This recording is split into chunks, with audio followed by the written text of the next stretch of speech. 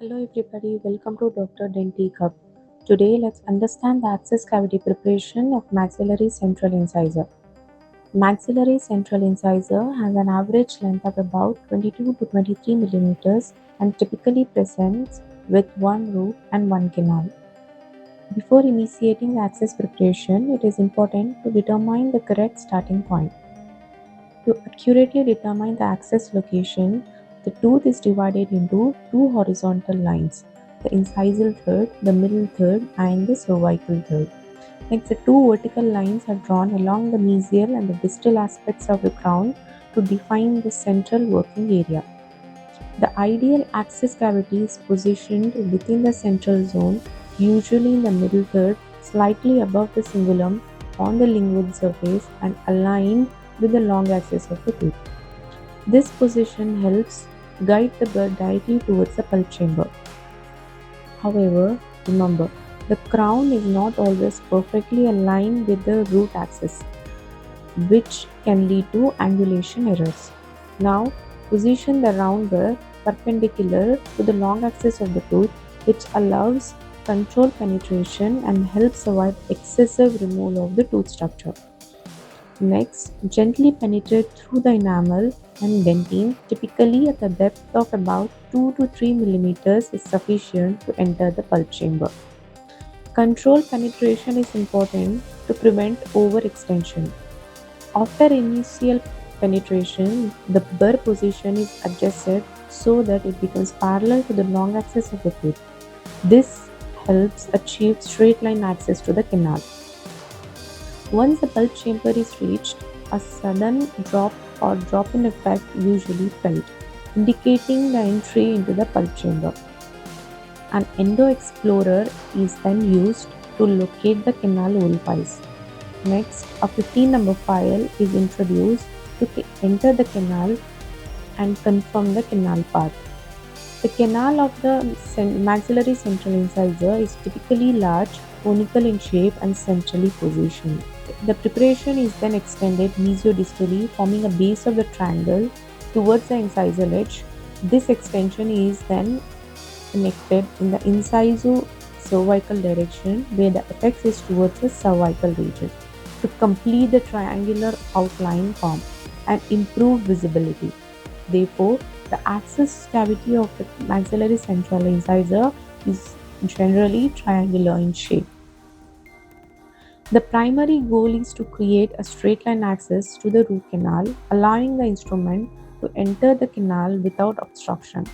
This reduces instrument stress and improves cleaning and shaping efficiency.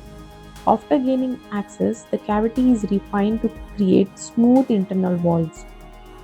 Ideally, the base of the access opening should be about 3 millimeters mesiodistally, allowing proper instruments movement and irrigation.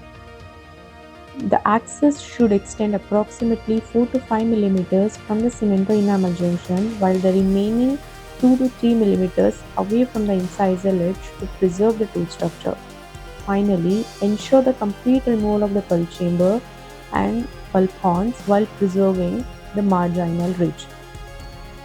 Maintaining about 2 millimeters of marginal ridge helps preserve the tooth strength and reduces the risk of fracture after endodontic treatment. Now let us discuss the clinical tips. First, always evaluate the preoperative radiograph. Assess the root length, canal anatomy, pulp chamber size before starting access preparation. Second, begin with a small round burr. Using the small round burrs allow better control during initial preparation and reduces the risk of excessive tooth structure removal. Third, stay aligned with the long axis of the tooth. Incorrect angulation can lead to labial perforation or unnecessary removal of dentine. Fourth, use magnification and good illumination.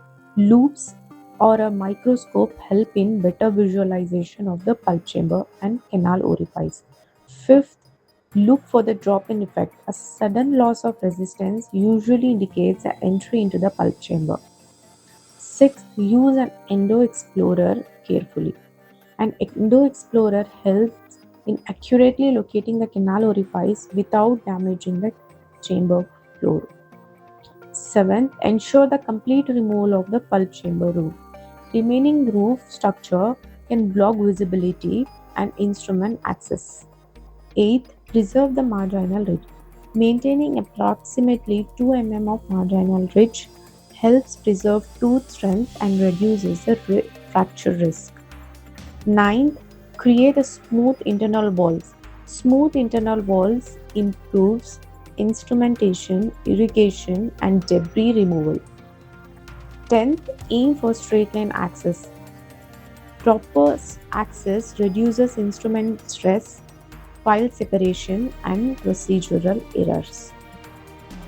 Let's understand the animated version of complete anterior root canal.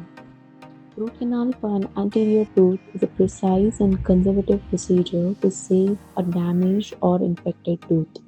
First, a local anesthesia is administered to ensure a completely painless experience. Next, an access cavity is prepared on the lingual surface of the tooth to reach the pulp chamber.